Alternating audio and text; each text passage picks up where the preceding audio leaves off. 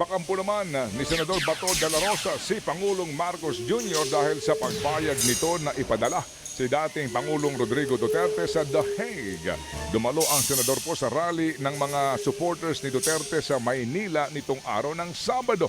Giit ni Bato, pwede ho naman daw pigilan ni Pangulong Marcos ang pag-aaresto po ng Interpol sa dating Pangulo, pero hindi niya raw ito ginawa dahil nga sa atat daw ang Pangulo na ipadala sa ICC si Digong. Politika raw ang motibo sa lahat ng ito. Ipinaliwanag din po ni Bato kung bakit hindi siya nakasama sa Hong Kong noong pong nakaraang linggo kina dating Pangulong Duterte dahil siya ay nasa Davao daw. Alas 3 sa madaling araw dapat ang biyahe ko papuntang Hong Kong.